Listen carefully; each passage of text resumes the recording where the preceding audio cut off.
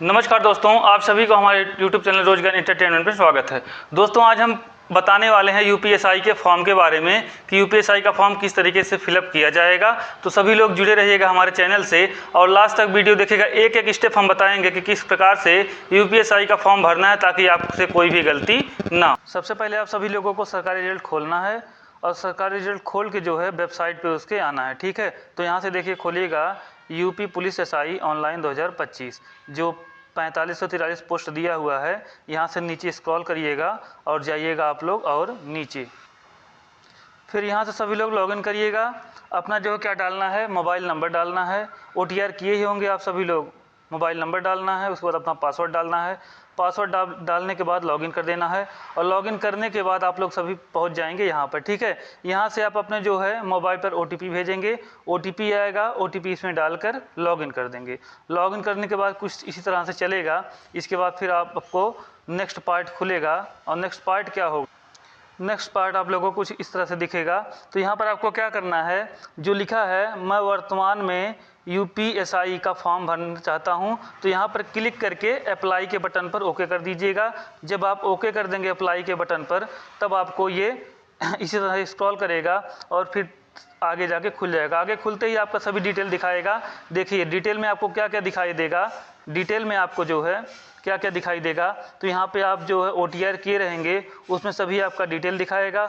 उसके बाद पूछेगा मूल निवास का विवरण बताइए, यानी आपका मूल निवास कहाँ पर है। तो मूल निवास पर आप डालेंगे, अगर उत्तर प्रदेश से हैं तो उत्तर प्रदेश डालेंगे, यदि कहीं और से हैं तो उसे नो कर दीजिएगा और उत्तर प्रदेश से हैं तो यस कर दीजिएगा। यहाँ से आप यस करेंगे, फिर आपको पूछेगा किस श्रेणी से हैं। यदि आप उत्तर प्रदेश से हैं तो जिस श्रेणी से हैं, जनरल से है जनरल डालिएगा, ईडब्ल्यूएस से हैं ईडब्ल्यूएस डालिएगा, ओबीसी से हैं ओबीसी डालिएगा, एससी से हैं एससी डालिएगा और एसटी से हैं तो एससी डालिएगा। फिर उसके नीचे फिर जो है यदि आप जो है यहाँ पर यस किए हैं तो आगे आपको मांगेगा मूल निवास का विवरण। यदि आप जो उत्तर प्रदेश के निवासी हैं तो यहाँ पे आपको देना पड़ेगा मूल निवास का विवरण।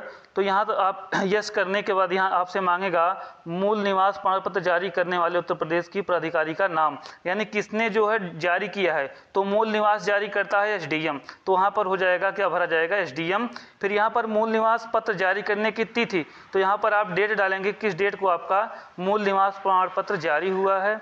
इसके बाद यहाँ पर पूछा गया है मूल निवास का आवेदन संख्या, यानी जब आप बनवाए होंगे मूल निवास प्रमाण पत्र तो वहाँ पे आपको दिया रहेगा आवेदन संख्या, तो उसको भरना होगा। फिर आगे दिया मूल प्रमाण पत्र का सर्टिफिकेट नंबर, यानी जो आपको दिया है प्रमाण पत्र क्रम संख्या, तो यहाँ पे डालना है सर्टिफिकेट नंबर, यानी जो है प्रमाण पत्र क्रम संख्या। इसके बाद हम आगे बढ़ेंगे तो इसको सब फिलअप कर देंगे। देखिए कुछ इस तरीके से सबसे पहले यहाँ पर आपका जो डिस्ट्रिक्ट हो डिस्ट्रिक्ट भरिएगा। इसके बाद यहाँ पर क्या भरना है, एसडीएम, मूल निवास जारी करता है एसडीएम। फिर यहाँ पर डेट डालिएगा कि किस डेट को आपका मूल निवास प्रमाण पत्र जारी हुआ है, वो डेट आप फिलअप कर दीजिएगा। आना आपके जात प्रमाण पत्र में आना है, ठीक है। यहाँ पर जो आपको सेलेक्ट करना है कि कौन सी कैटेगरी से आप हैं। देखिए ओबीसी दिया है, एससी एसटी दिया है और जो ईडब्ल्यूएस दिया है, तो आप ओबीसी डाल देंगे अगर ओबीसी होंगे, ईडब्ल्यूएस होंगे तो ईडब्ल्यूएस डालेंगे। फिर यहाँ पर दिया है जिला, अपना जिला सेलेक्ट करिएगा। तो आगे जो है आपका पूरा एड्रेस देना है कि आपका अस्थायी पता क्या है। यहाँ पर आपको राज्य पूछ रहा है, यहाँ पर जिला पूछेगा। जिला के बाद आपका ग्राम कौन सा है, पोस्ट कौन सा है और थाना कौन सा है, पिन कोड कौन सा आपका है, सबको फिलअप करके एड्रेस डालिएगा। जो है अपना राज्य जिला डालिएगा और यहाँ पर विलेज अपना सेट कर दीजिएगा। एड्रेस सेव करने के बाद आप आएंगे नेक्स्ट पे। नेक्स्ट पे दिया है अदर डिटेल, आपको अदर डिटेल देना है। यहाँ पर आपसे पूछा गया है कि आप स्वतंत्रता सेनानी आश्रित होने का विवरण, यानी आप स्वतंत्रता सेनानी में आपका कोई भी घर का सदस्य जो था तो यस करिएगा, अगर नहीं है तो ना करिएगा। आगे भूतपूर्व सैनिक, यदि आप भूतपूर्व सैनिक हैं यानी एक्स सर्विसमैन हैं तो आप यस करिएगा, नहीं तो नहीं नो करिएगा, ठीक है। उसके बाद उसके नीचे दिया गया है उत्तर प्रदेश के राजकीय कर्मचारी का विवरण। यदि आप उत्तर प्रदेश में किसी भी पद पर थे तो यस करिएगा, नहीं तो नो कर दीजिए। देखिए कुछ इस प्रकार से यहाँ पर आपको अगर है तो नो करिएगा, है तो यस करिएगा, नहीं तो नो कर दीजिएगा। तो नो कर दिए। आगे भूतपूर्व सैनिक पूछा है तो भी नो कर दिए। ठीक है, आगे यहाँ पर भी हमको क्या करना है, यहाँ पर भी नो कर देना है और सेव करके नेक्स्ट पर आगे बढ़ जाना है। इसके बाद जो आप सभी को आगे आना है। आगे आने के बाद आपको पूछा जाएगा एजुकेशनल क्वालिफिकेशन की, आपका क्वालिफिकेशन क्या है एजुकेशन में। तो यहाँ से आपको जो है एजुकेशन क्वालिफिकेशन सबसे पहले 10th का डालना है, उसके बाद 12th का, फिर स्नातक का। तो यहाँ से आपको जो है क्या करेंगे, आप बोर्ड का नाम डालेंगे, कौन सा बोर्ड आपका है, और यहाँ पे जो आप डालेंगे उत्तीर्ण का माह, किस समय आप जो उत्तीर्ण किए हैं, और उसके बाद आपका रोल नंबर पूछा जाएगा और यहाँ पे सर्टिफिकेट नंबर पूछा जाएगा। तो एक बात पर ध्यान दीजिएगा, यहाँ जो है देखिए दिया है सबसे पहले बोर्ड का नाम, तो बोर्ड का नाम डाल दीजिएगा।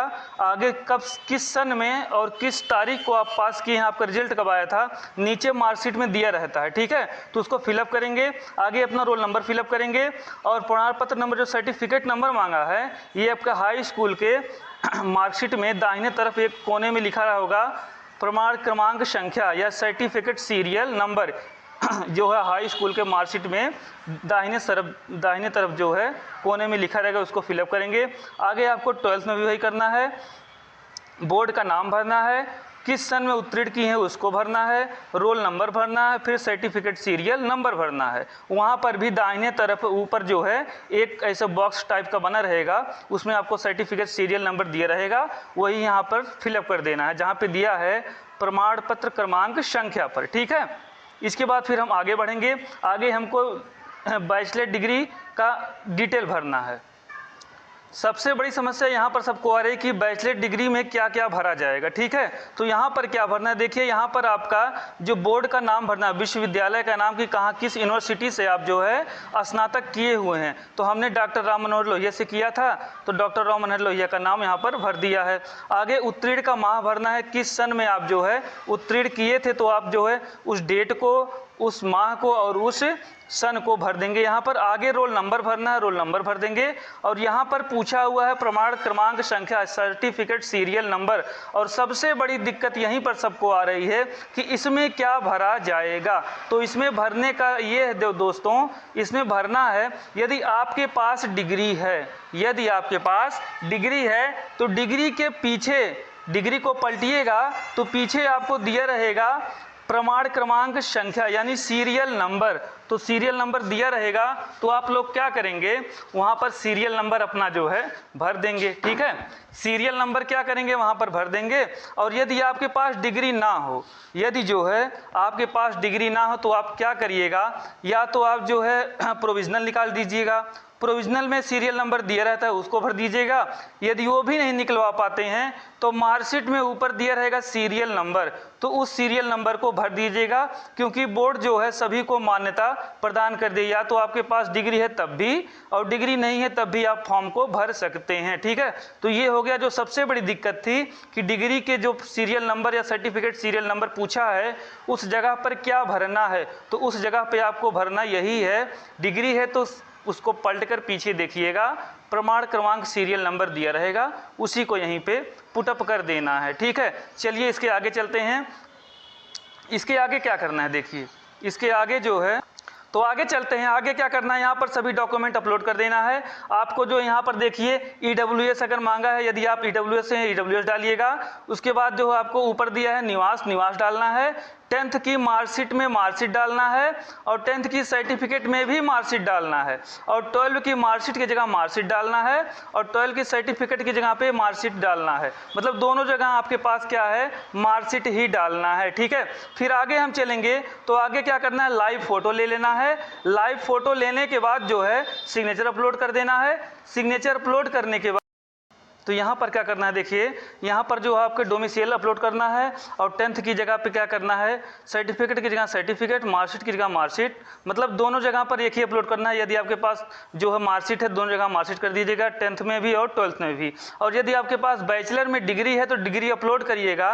यदि डिग्री ना हो तो वहाँ पर भी आप मार्कशीट ही क्या कर दीजिएगा, अपलोड कर दीजिएगा। इसके बाद जो है सेव करेंगे, अपना जो है लाइव फोटो लेंगे, उसके बाद उसके बाद जो सिग्नेचर लगाएंगे।